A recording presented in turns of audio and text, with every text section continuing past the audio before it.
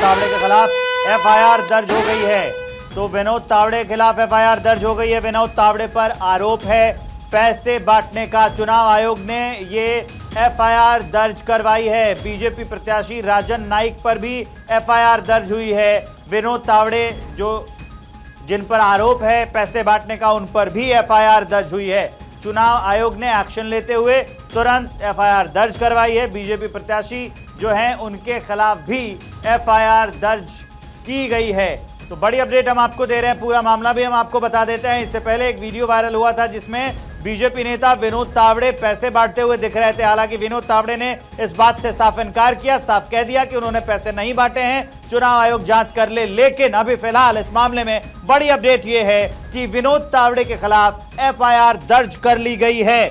विनोद तावड़े के खिलाफ चुनाव आयोग ने एफआईआर दर्ज करवाई है। ये बड़ी अपडेट मैं आपको बता रहा हूं। इससे पहले ये प्रेस कॉन्फ्रेंस करने वाले थे, लेकिन रुकवा दी चुनाव आयोग ने वो प्रेस कॉन्फ्रेंस। और बीजेपी नेता है राज नाइक, उनके खिलाफ भी एफआईआर दर्ज की गई है। तो चुनाव आयोग ने ये एफआईआर दर्ज कराई है और विनोद तावड़े पर चुनाव में पैसे बांटने का आरोप है। विनोद तावड़े के खिलाफ इसी मामलों को लेकर एफआईआर दर्ज हो गई है।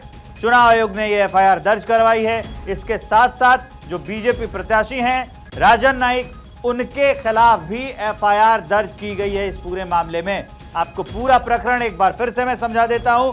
कुछ घंटों पहले ही, कुछ देर पहले कहिए, कि एक वीडियो वायरल हुआ। उसमें होटल के अंदर जो विनोद तावड़े हैं वो पैसे बांटते हुए नजर आए थे। एक बहुत बड़ा कैश अमाउंट उनके पास था और वो वीडियो वायरल हुआ। अब उसको लेकर कुछ ही देर के बाद जब ये खबर सामने आई तो विनोद तावड़े ने सफाई दी। उन्होंने कहा कि सीसीटीवी कैमरे की जांच हो जाए और ये सारे आरोप जो पैसे बांटने के लग रहे हैं वो सब झूठे हैं, फर्जी हैं, बेबुनियाद हैं। लेकिन तुरंत चुनाव आयोग ने एफआईआर दर्ज कर ली है। सत्यप्रकाश मेरे सहयोगी फोन लाइन पर जुड़ गए हैं। एफआईआर में क्या लिखा गया है सत्यप्रकाश बताएंगे और पूरा मामला भी समझाएंगे। सत्यप्रकाश।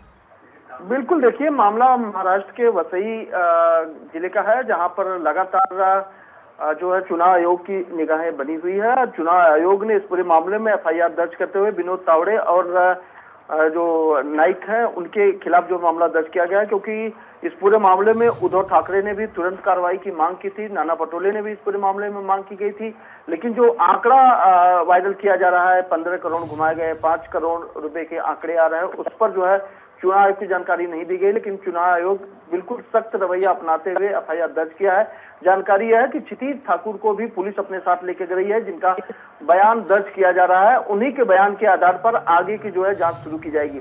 तो कहीं न कहीं चुनाव आयोग ने एक पारदर्शिता दिखाते हुए मामला दर्ज किया गया है, क्योंकि चुनाव आयोग के ऊपर भी काफी लोग जो है लगातार दबाव बना रहे थे। इस दबाव के चलते चुनाव आयोग ने एक्शन लिया है। जाहिर तौर पर अब चुनाव आयोग आगे की जांच करते हुए किस तरह से इस बात का खुलासा करता है कि इस पूरे एफआईआर मामले में किस तरह की कार्रवाई जो है चुनाव आयोग करने वाला है। सत्यप्रकाश, एक और बात बताइए, कैश कितना था? इसके बारे में कोई आंकड़ा सामने आया क्या कि कितना कैश अमाउंट था?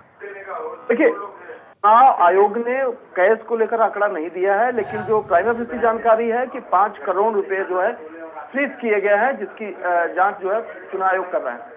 5 करोड़ रुपए सीज किए गए हैं जी।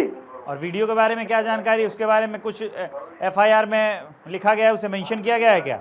देखिए, 3 से 4 वीडियो वायरल हो रहा है, जिस पर जो है विनोद तावड़े और नाइक के ऊपर इस तरह का आरोप लगाया जा रहा है कि वो लोग चोरी से या पैसे जो है लोगों को बांटने के लिए लाए थे, इस तरह का आरोप है।